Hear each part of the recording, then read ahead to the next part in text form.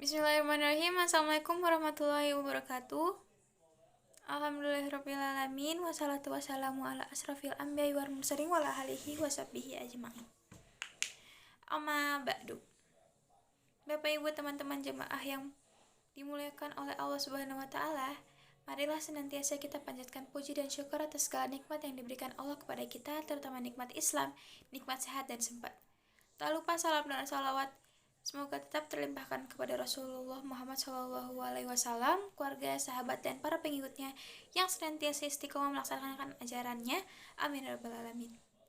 Jamaah yang dirahmati oleh Allah Subhanahu wa taala, pada kesempatan kali ini saya akan membawakan kultum dengan judul Cara Rasulullah Menjaga Kesehatannya. Semasa hidupnya Rasulullah SAW jarang sakit karena beliau mampu mencegah hal-hal yang berpotensi mendatangkan penyakit. Ada beberapa kebiasaan positif Rasulullah yang membuat Rasulullah SAW selalu tampil fit, sehat, dan jarang sakit. Antara lain adalah yang pertama, selektif terhadap makanan. Tidak ada makanan yang masuk ke mulut Rasulullah kecuali makanan yang halal dan thayyib atau baik. Halal berkaitan dengan dunia akhirat, yaitu halal mendapatkannya, halal barangnya. Sedangkan thayyib berkaitan dengan urusan duniawi, seperti baik tidaknya atau bergizinya tidaknya makanan yang dikonsumsi oleh Rasulullah. Salah satu makanan kegemaran Rasulullah adalah madu. Rasulullah sering mencampur madu dengan air hangat dan meminumnya, berfungsi untuk membersihkan saluran pencernaan. Rasul bersabda, "Hendaknya kalian menggunakan dua macam obat, yaitu madu dan Al-Quran." Hadis riwayat Ibnu Majah dan Hakim. Kedua, tidak makan sebelum lapar dan berhenti sebelum kenyang. Sepertinya kita semua sudah sering mendengar kata-kata tersebut, jemaah. Kapasitas perut kita dibagi menjadi 3. Sepertiga untuk makanan, sepertiga untuk minuman, dan sepertiga lagi untuk udara. Hal ini sebagaimana Rasulullah bersabda, anak Adam tidak menggunakan suatu tempat yang lebih jelek dari perutnya. Cukuplah bagi mereka beberapa suap yang dapat memfungsikan tubuhnya. Kalau tidak ditemukan jalan lain, maka ia dapat mengisi perutnya dengan sepertiga makanan, sepertiga minuman, dan sepertiga lagi untuk pernafasan. Hadis riwayat Ibnu Majah dan Ibnu Hibban.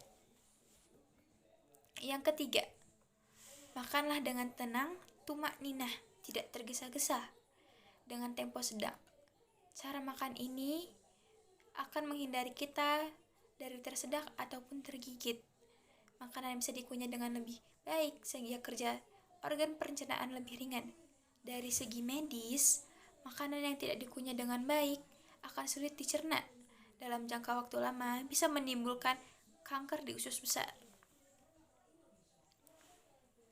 Keempat, tidak meniup minuman yang panas. Dalam hadis Ibnu Abbas meriwayatkannya bahwasanya Rasulullah SAW melarang bernafas pada bejana minuman atau meniupnya. Hadis riwayat At-Tirmizi dan disahihkan oleh Al-Albani.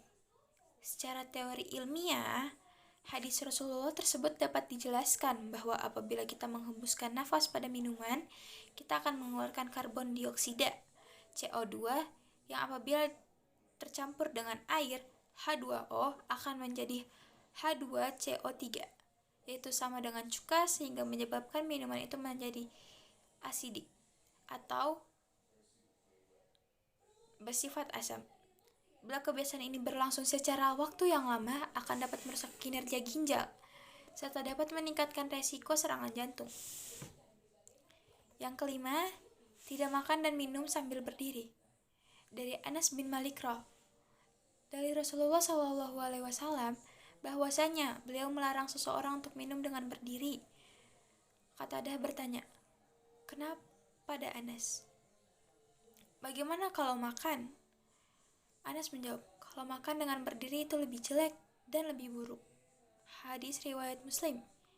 Jika kita minum sambil berdiri, air yang kita minum akan meluncur langsung menuju kandung kemih tanpa disaring terlebih dahulu oleh sistem dalam tubuh. Akibatnya akan terjadi pengendapan di saluran ureter. Endapan ini bila semakin dapat menyebabkan penyakit kristal ginjal atau batu ginjal. Sepertinya dari kecil sudah diterapkan oleh orang tua kita untuk makan sambil duduk, minum sambil duduk ya teman-teman jamaah.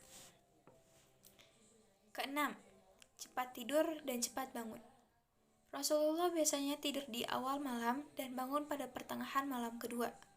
Kemudian beliau bersiwak, lalu berwudu dan sholat sampai waktu yang diizinkan Allah. Beliau tidak pernah tidur melebihi kebutuhannya, namun tidak pula menahan dirinya untuk tidur sekadar yang dibutuhkan. Cara tidurnya pun penuh makna.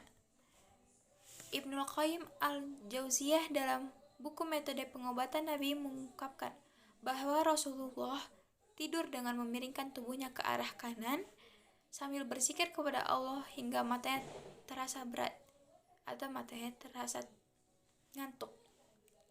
Terkadang beliau memiringkan badannya ke sebelah kiri sebentar untuk kemudian kembali ke sebelah kanan. Tidur seperti ini merupakan tidur paling efisien. Pada saat itu, makanan bisa berada dalam posisi yang pas dengan lambung sehingga dapat mengendap secara profesional, lalu berbalik ke sebelah kiri sebentar agar proses pencernaan makan lebih cepat karena lambung mengarah ke liver. Baru kemudian berbalik lagi ke sebelah kanan hingga akhir tidur agar makanan lebih cepat tersuplai dari lambung. Yang terakhir adalah cara ketujuh, istiqomah. Melakukan puasa sunnah di luar puasa Ramadan. Ada beberapa puasa sunnah yang beliau anjurkan seperti Senin Kamis, puasa Daud, puasa 6 hari di bulan Syawal, dan sebagainya. Puasa adalah perisai terhadap berbagai macam penyakit jasmani maupun rohani. Puasa sangat ampuh untuk detoksifikasi atau pembersihan racun dalam tubuh. Sebenarnya jamaah, masih banyak sekali pola hidup sehat Rasulullah yang layak kita teladani. Namun karena keterbatasan, hanya sedikit ini yang dapat saya sampaikan. Semoga saja kita bisa mengambil hikmah dan manfaatnya. Mohon maaf bila ada kesalahan dan kekurangan. Billahi wa taufiq hidayah. Wassalamualaikum warahmatullahi wabarakatuh.